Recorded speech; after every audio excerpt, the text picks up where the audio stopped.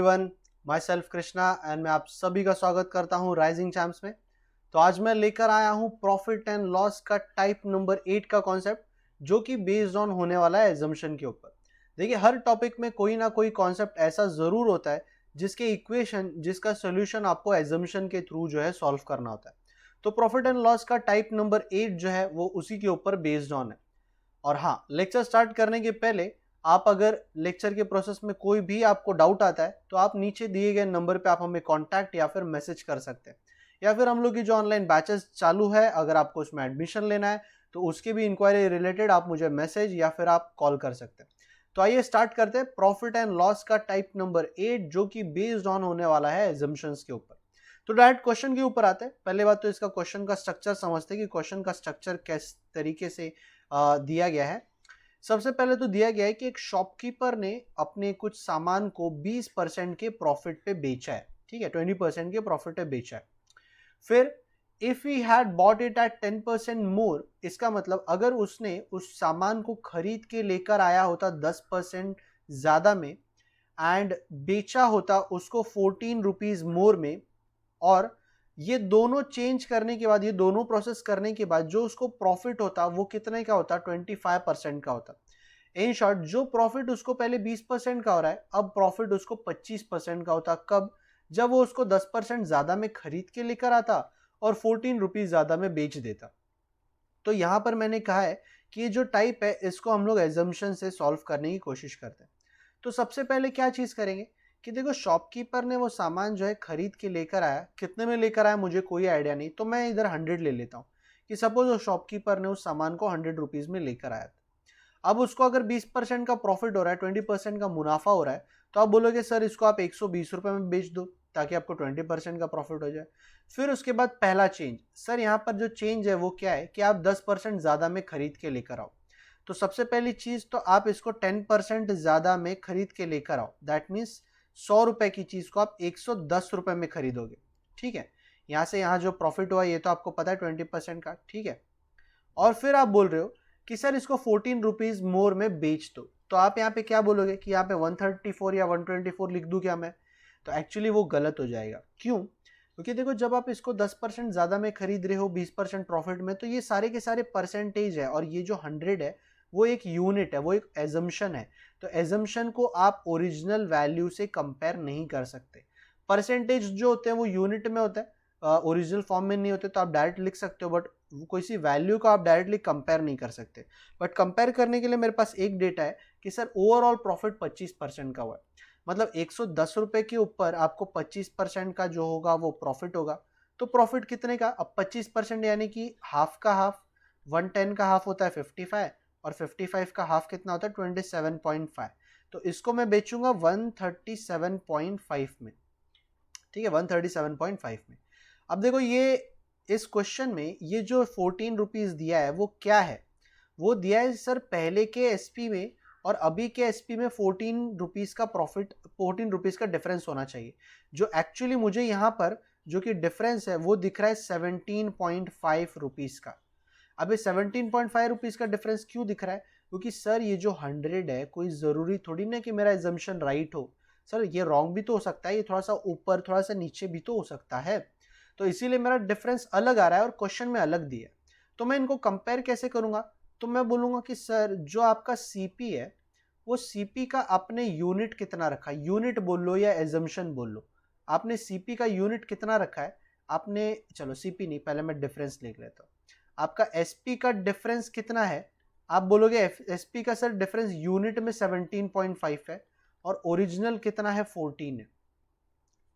Unit में 17.5 क्यों बोल रहा हूं? क्योंकि 17.5 ओरिजिनल है, ये यूनिट है, और ओरिजिनल में इसका वैल्यू कितना होना चाहिए था? 14 होना चाहिए था।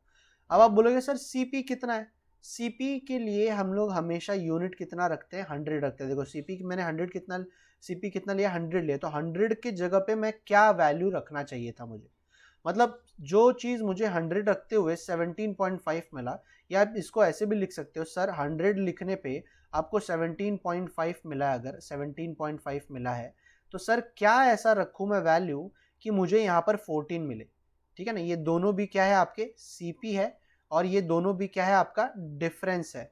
सीपी किसका है? ये आपका एजम्पशन है, आप इसको ऐसे भी लिख सकते हो सर, ये एजम्पशन है और ये है आपका ओरिजिनल डेटा। ओरिजिनल डेटा आपका सीपी कितना आप नहीं जानते, बट डिफरेंस आप जानते हो। तो आप इन दोनों में से किसी को भी सॉल्व कर लो, आपको जो आंसर है, आंसर आई थिंक कितना मिलेगा, कैलकुलेट करना पड़ेगा आई थिंक।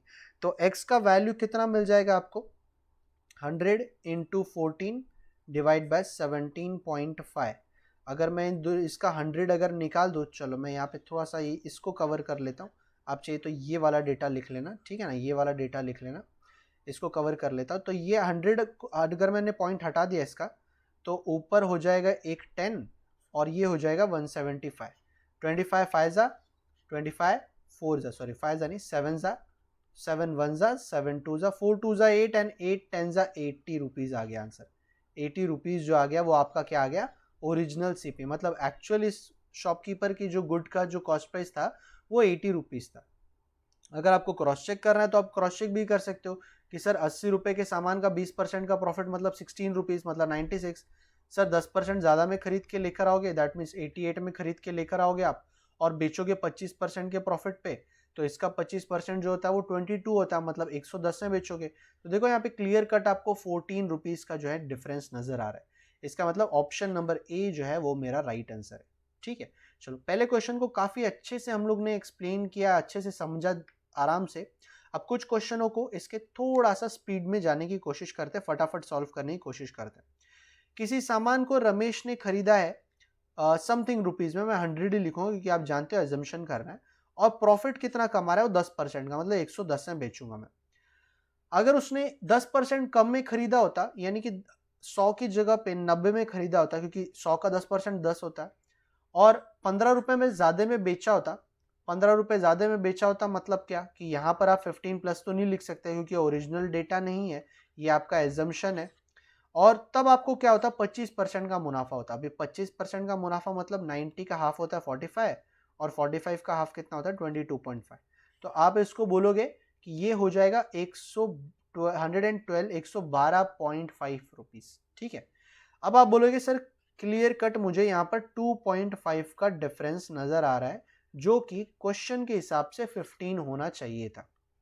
तो आप क्या बोलोगे, सर फिर से वही ये करके सीपी मैंने 100 जब लिया था, जो कि मेरा एजम्पशन था, ठीक है ना, सीपी मेरा एजम्पशन था, तो मुझे डिफरेंस कितना मिल रहा था, इस एसपी का सेलिंग प्राइस का डिफरेंस कितना मिल रहा था, 2.5। बट सर जब मैं इसका ओरिजिनल डेटा अगर आपसे पूछूं कि ओरिजिनल सीपी कितना है, तो उसके लिए आपको डिफरेंस ओरिजिनल लिखना पड़ेगा, जो कि क्वेश्चन के अंदर 15 दिया है। अब आप इसको अगर कंपेयर करो, थोड़ा आपका कैलकुलेशन अगर फास्ट है, तो 2.5 कितना जा होता है, 8 जा होता है, तो 108 जा कितना हो गया, सॉरी 8 जा नहीं होता, 6 जा होता है, तो 106 जा कितना हो गया, 600 जो आएगा वो आपका सीपी जो है वो फाइनल आंसर आ जाएगा 600। आप चाहिए तो इसको कैलकुलेट भी कर सकते हो, कैलकुलेट चलो मैं करके दिखा देता हूँ। 100 इंटू 15 इंटू 10, ये 10 इसलिए लिख रहा हूँ क्योंकि मैंने 2.5 का पॉइंट हटा दिया। 25 1 जा, ये 4 जा 15, 4 जा 60 होता है, और 16 10 जा कितना होता है आपका 600। आपका कॉस्ट प्राइस का वैल्यू मिल गया, एकदम सिंपल। चलो अब इसी के कुछ एग्जांपल्स हम लोग 15 20 30 सेकेंड के अंदर जो है निकालने की कोशिश करते हैं, बट आई थिंक वैल्यू अब थोड़ा सा डिफिकल्ट हो गया, एकदम सिंपल वैल्यू अब नहीं होंगे। ठीक है, चलो तो एक बिजनेसमैन ने अपनी कमोडिटी सेल की है 10% के प्रॉफिट में, मतलब सीपी जो होगा वो 100 होगा और एसपी जो होगा वो आपका 110 होगा, क्योंकि 10% का प्रॉफिट है। अगर इसने इसको 10% कम में खरीदा होता, मतलब 100 की जगह 90 में खरीदा होता, तो उसको 2 रुपए कम देने पड़ते, और उसको गेन जो होता वो 50, मतलब 2 रुपए कम देता, कम में बेचता अगर वो, तो 50/3 का प्रॉफिट इसको होता। अब 50/3 कितना होता है, तो अब निकाल लो कि 90 का 50/3 परसेंटेज, इसलिए मैं 100 से डिवाइड कर रहा हूँ, कितना होता है, तो 51 जा 52 जा 3 2 जा कितना होता है 6 होता है, और 6 कितना जा 15 जा होता है, तो 15 आप इसमें प्लस कर दोगे तो आपको मिलेगा 105 रुपए। अब देखो इतना एकदम चीजें सिंपल नहीं होती कि डायरेक्ट ही मिल जाए, तो यहाँ पे मैंने इसको सॉल्व किया। 50/3 डिवाइड बाय 100 क्यों लिखा, क्योंकि ये आपका परसेंटेज में, परसेंटेज से जब आप कन्वर्ट करते हो फ्रैक्शन में, तो आप डिवाइड बाय 100 करते हो, फ्रैक्शन में जब कन्वर्ट करते हो तो डिवाइड बाय 100 करते हो। अब सिंपल सा है सर, जब मैंने सीपी 100 रखा था तो मुझे डिफरेंस कितना नजर आ रहा है, कितना नजर आ रहा है इन दोनों के बीच में? 5 डिफरेंस नजर आ रहा है ना, है ना, 5 डिफरेंस नजर आ रहा है। ये क्यों? क्योंकि मैंने एजम्पशन किया है। और जब सर ओरिजिनल मुझे पूछा है तो ओरिजिनल कितना होना चाहिए? क्योंकि ओरिजिनल में मेरा डिफरेंस 2 था, 2 है, तो ये आपको कॉस्ट प्राइस जो मिलेगा वो 40 रुपीज मिलेगा। ऑप्शन नंबर बी आपका राइट है। आप चाहे तो कैलकुलेट कर सकते हो, 5 वन जा ये 2 जा हो जाता है आपका 20, और 22 जा कितना हो गया आपका? 40 रुपीज हो गया। एकदम सिंपल। चलो इसी के कुछ सिमिलर क्वेश्चन, 2 क्वेश्चन और करेंगे। 5 क्वेश्चनों का हमेशा सेट होता है, तो 5 क्वेश्चन हम लोग पूरा इसका सॉल्व कर लेंगे फटाफट जो है। सो अब क्वेश्चन में डेटा क्या दिया है? Man sell an article at 5% का प्रॉफिट। तो 100 रुपए की चीज को 105 में बेच दूंगा, और 5% कम में मैं खरीदा, मैंने मतलब 95 में खरीदा, 1 रुपए कम में बेचा, और 10% का मुनाफा हो। 10% तो जानते हो 9.5 होता है ना। 95 का 10% कितना हो गया? 9.5 हो गया। तो इसमें प्लस कर दो तो ये हो जाएगा 104.5। डिफरेंस कितना आ रहा है? 0.5 आ रहा है। क्यों? क्योंकि आपने सीपी जो है वो 100 लिया था, इसीलिए आपको डिफरेंस जो इतना मिल रहा है। जब डिफरेंस आपका 1 होगा, क्योंकि क्वेश्चन में 1 होना चाहिए, तो सीपी आपको कितना हो? देखो 100 का इतना है, तो कितने का 1 हो जाएगा? मतलब 0.5 का डबल होता है 1, तो 100 का डबल कितना हो जाएगा? 200 जो है। ऑप्शन नंबर बी आपका क्लियर कट एकदम सिंपल सा क्वेश्चन का आंसर। ठीक है, आई थिंक आप समझ रहे हो कि ऐसे एग्जाम्स के क्वेश्चनों को अगर आप जानते हो तो विद इन आप 20 सेकंड के अंदर कैसे सॉल्व कर लेते हो। चलो एक लास्ट क्वेश्चन इसका हम लोग और करेंगे, एक लास्ट क्वेश्चन इसका और। अब जब है थोड़ा सा परसेंटेज की वैल्यू थोड़ी सी ट्विस्ट करके दी गई है। अब इसको सॉल्व करने का थोड़ा सा मेथड भी मैं बदलूंगा, ठीक है ना। आप चाहिए तो इसको नॉर्मल वे से सॉल्व करो, बट मैं इसको थोड़ा सा सॉल्व करने का मेथड जो है बदलता हूँ। एक मैन है जिसने सेल किया है अपने आर्टिकल को 16 2/3% प्रॉफिट पे। अभी आप लोग जिन्होंने परसेंटेज किया है वो जानते होंगे 16 2/3 को हम लोग 1/6 बोलते हैं। ये बहुत जरूरी है, डेटा समझना बहुत जरूरी है। तो मैं क्या बोलूंगा कि चलो सीपी को अब मैं 100 नहीं लेता हूं, मैं 600 लूंगा, ठीक है ना। देखो इस बात का ध्यान रखो, 600 क्यों ले रहा हूं? क्योंकि 600 का 16 2/3% जो होता है, 600 का 16 2/3% जो होता है वो होता है 100, एकदम सिंपल। तो 700 में मैं इसको बेच दूंगा, ठीक है। 700 में मैं इसको क्या करूंगा? बेच दूंगा। अगर मैं इसको 16 2/3% कम में खरीदता हूं, मतलब इसमें से 100 रुपए निकाल के 500 रुपए में मैं अगर इसको खरीदता हूं, तो फिर मुझे 50 रुपए कम मिलेगा, या फिर मैं बोलूं कि 35% का प्रॉफिट होगा।